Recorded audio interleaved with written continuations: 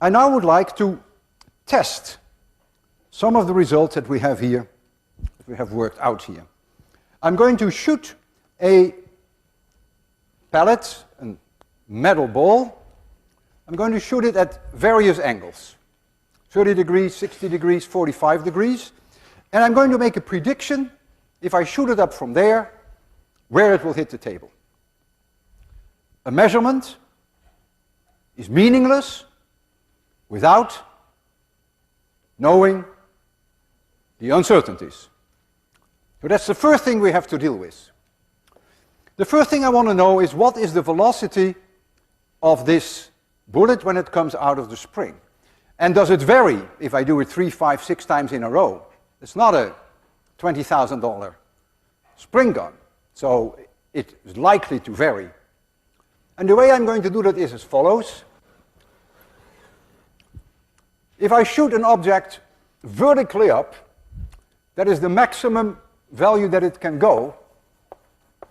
So when alpha equals 90 degrees, then the sine of alpha is 1, then the height is v0 squared divided by 2g. In other words, if I measure the height, if I shoot it up vertically, and you can measure that for me, you will see how I'm asking you to do that, then we can calculate v0 squared. So the first thing I want to do is to shoot it up vertically, and how are you going to help me to tell me how high it is? That comes easier than you think. The top part, we'll remove this. The top part of this stick is 3 meters, the top mark. That very top mark is 3 meters. And all I want you to tell me whether it is yay much above or yay much below. And then we'll estimate that yay much, and then we'll make a guess. And I'll do it twice. So if you're ready, make sure that you can distinguish between above and below. Makes a big difference. Yeah? Okay? 3, 2, 1, 0. Okay, was it higher or lower? How much? This much? Do we agree? Let's say 5 centimeters, right? We're going to allow for an uncertainty. I'll do it again. I want to see how well it reproduces. 3, 2, 1, 0. Lower. Higher. So it was 10 centimeters, 5 centimeters higher, so we'll take 7. So we will make 7 and we'll have to allow for an uncertainty. So H max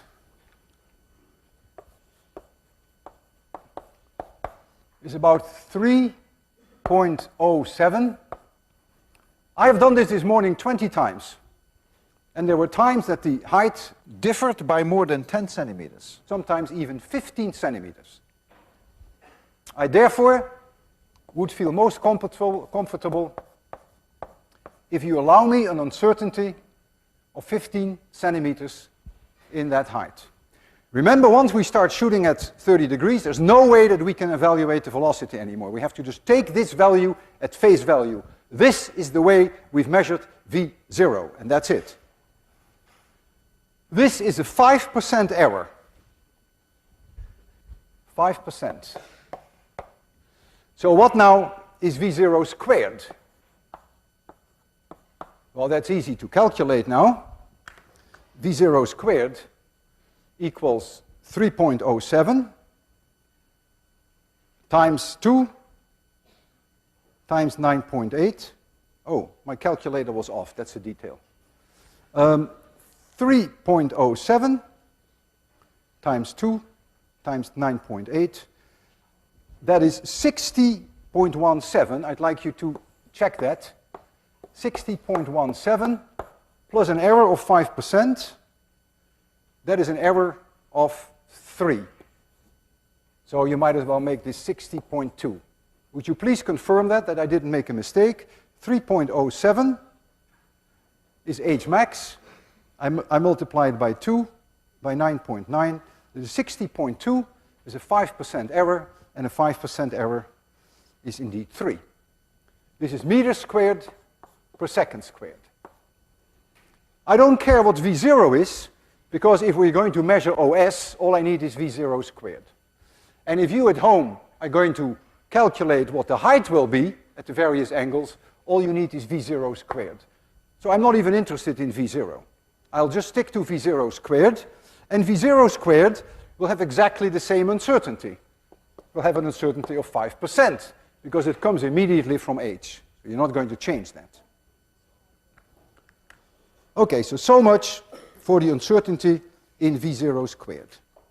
Now I'm going to set the angle at 45 degrees. But how accurately can I do that? I don't think I can do that any better than 1 degree. I'll try to do the best I can, but I can't really guarantee you that I'm accurate to 1 degree. So now comes the question, what happens with the sign of 2 alpha? Because we're going to measure OS. What happens with the sign of 2 alpha? The sign of 90 degrees is 1.0000. But what would be the sign of 88 degrees? That is the value that I cannot exclude if I'm off by 1 degree. And that value is 0.9994.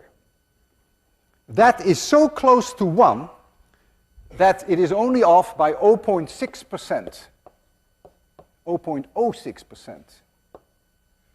And that is so low compared to 5%, forget it. Forget the error in alpha.